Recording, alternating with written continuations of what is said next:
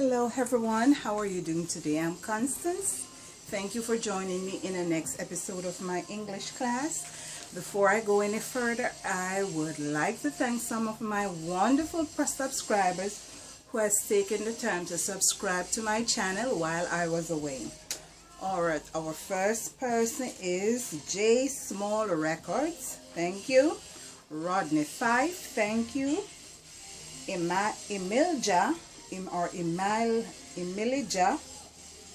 Sajik, thank you. Horse Grillas Game, thank you. Angela Peters, thank you. Nelson Paredes, thank you. By Love Elisa, thank you. Piss on Them, thank you. Andrew Whitman, thank you. Ajit Chubby, thank you. Tane Gillins, thank you. Alright, these are all persons who have subscribed to my channel. I appreciate the effort you have taken to give support to this learning platform. Alright, we're going to be talking about abolishing dull adjectives. Alright, so as we get older, some of us leave high school, some goes to college. These are some words that we should be able to use to describe each other in our everyday communication. Alright, so the more words that you know in your vocabulary, it's the more you can express yourself better. Alright, so let's go through these words, and I hope they are beneficial to you and in your everyday writing or communication. So we're going to abolish dull adjectives. Alright, we're going to abolish, get rid of them, throw them out. Alright, so our first set of words is pretty. Oh, aren't you pretty? We use that word almost every day. Boy, she pretty, sir. The flowers them pretty. But we could say, instead of saying pretty, we could say, oh, these flowers are gorgeous. Very appealing, girl. You look very appealing. Oh, you look so beautiful. Your dress looks beautiful on you. Alright? Oh, you're such an eyeful. She is such an eyeful. Alright? The table with all its decoration of cuisine is such an eyeful. Dishy. Right? That's the next word. Oh, she's so dishy. Ah, that's a dishy brother. This movie, what is it? This movie, The Titanic. Right, The Titanic. And that's, I don't remember her name, this elderly lady, and they're showing her portrait of when she was much younger, and she said, ah, that time I was a dish. Alright, so dishy, that means she was beautiful, she was sexy. Hey, alright, stunning, that's the next word we could use. Stunning. God, you look stunning today, huh? Attractive. She is very attractive. That's a very attractive woman.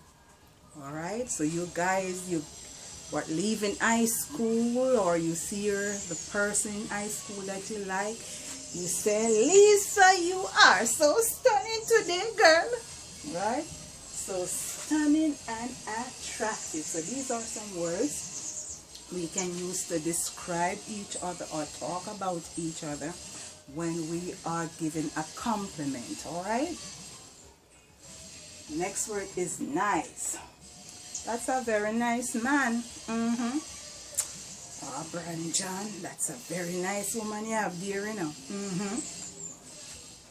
Nice. So you could say that person has a delightful soul. That's a delightful soul. Alright? Mary has a delightful soul. Ricky has a delightful soul. Cordial. Very cordial. He's a very cordial gentleman. courteous. He's courteous. He's nice. He's kind. He's courteous. Admirable. If you're admirable, persons admire the way you speak to each other, the way you conduct yourself around each other or around other persons. All right, so you're admirable. You're very becoming. You look good. You're very becoming. All right, so instead of saying, oh, he's so nice, you say, oh, you're very becoming, or she's very becoming. All right. Charming. Charming. Oh, that's such a charming man, yeah. That's a very charming lady, you know. Boy, something. Charming's like a snake. You're charming like a snake, but you have a way of talking to persons that will make them feel convinced about what you're saying or make you feel likable towards them, right? So you're a charming person. Considerate. Instead of saying you're nice, that person is what? Considerate. It depends. Considerate is depending on the circumstances. So if a person is, you know, you think about a person's feelings, their emotions, what they're going through. When you're a considerate person, you don't just say, if it's making stay there with him, I problem. I'm not helping him. Make him stay there. Must can't find him way through the gate. No, but you assist them to the gate, right? Or you help them find a fork, or you help them find a plate, or you help them get their medication, all right? Or you help them catch the bus or a taxi, taxi, all right? Sorry about those roosters crowing, all right? So you say those person are what? That person is a considerate person. All right, you know the time is bleak and hot, and you bring out somebody asks you for a drink of water. Probably that person is not even so right in their mind. You bring them hot water to drink, and the time hot already. You give them some ice water. You're considerate. You give them, you know, into any raggedy container to drink. No, you give them in a glass or an ice cup. You say you're a considerate person. All right, so people will know that you will treat them well, or they expect you to treat them well, or they can appreciate how you treat them because you're a considerate person. So they will call you a nice person. But instead of you saying a nice person, you say he's a considerate person, or she's a considerate person. Okay, this word happy. We speak about happy all the time. Even in some people's writing, they say they write happy this, happy that. They write a lot of the word happy. They don't use a different word to express what they are saying. Nothing is wrong with saying the word happy. But as we're saying, we want to increase our vocabulary and spread the way how we speak or how we write. So you could say the person is cheerful. That's a cheerful girl. She's always cheerful. That's a cheerful baby. She's always cheerful. Or elated. I feel so elated whenever I see that guy. I feel so elated whenever I see my teacher walks through the door. All right? Or you have the word thrilled. I am so thrilled. I am so thrilled to see you today, my teacher. I am so thrilled to see you, mother. I am so thrilled that you have passed your exam. All right? So instead of saying happy, you use the word thrilled. Or delighted. You are so delighted. What about ecstatic? I am ecstatic to hear from you. I got a letter from you and I was so ecstatic that you have written to me. All right, so ecstatic is a very good word to use. Blissful. Oh, I went to the movies and I felt blissful. It made me feel blissful. All right, so blissful is a word that you can use. And look at this word. I can't complain. I can't complain at all. I have food on my table. I have a job. The children are doing well in school. I can't complain. So I can't complain is another way of saying you are satisfied, you're happy with whatever is going on in your life. So I can't complain. So look at these words and take note of them. Try and remember, you know, videos, you can always come back and play your video and catch up. So, you know, these good words are good words to use instead of pretty, nice, and happy. We'll go more with some more of these words in our next class. So, pretty, nice, and happy. You can abolish them for a while and use and replace them with these words, all right? So here are some sentences. I have pulled some words from these sentences, and we can see how we use any of these three words, pulling from these list of words, all right?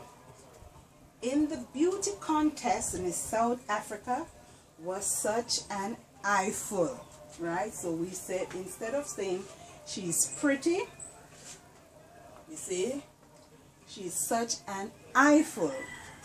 So in the beauty contest, Miss South Africa was such an eyeful. So she was sexy, she was gorgeous, all right, she was stunning, all right, she was beautiful, she was dishy, she was very attractive, all right, very appealing, very gorgeous, all right. So we say she was an eyeful. Number two, the Prince of Dubai is such an admirable man. The Prince of Dubai is such an admirable man. All right, so that's in the next way to describe a person. All right, instead of saying they're nice, you say they are admirable. The way he conducts himself with people, he's always playing with children, all right? He's playing with old people, he's loving to people, you say he's an admirable man. You don't know what he's doing, but what you see on the videos, you say the Prince of Dubai is such an admirable man, all right? He's always adoring children, rocking baby, kissing up somebody. So he's an admirable man. Number three, so admirable, instead of saying nice, you say admirable, all right? Number three, I was so ecstatic to learn President Abdu won the general election over in Guyana. I was so ecstatic to learn President Abdu won the general election over in Guyana. So you were ecstatic, you were what? Very happy. You were very happy to learn that the President Abdu, because he too is a very admirable man. So you're happy that he has won the election, so you say you're ecstatic to learn the President Abdu won the general election over in Ghana. All right, so Ghana is what? A country in Africa. All right, so look at these words, look at these sentences, right? You can form your own words around any of these list of words on these sentences. Whenever you're writing, you say, oh, I think Lady C have some list of words here, you know, let me go and check out our videos. And you can pull from these words to put in your writing, or for your exams, you have a list of words. You know, when you're doing your English exam, they ask you all these meaning of these words and how to spell these. Well, you come to the video and you look and you pull from these words, and you can, you know, it can increase your chances in your exams. All right. So thank you for watching. Thank you for joining me here. Thank you for subscribing. Thank you for your comments. And I hope you'll join me in my next class. Until then, bye and have yourself a beautiful day. Bye-bye.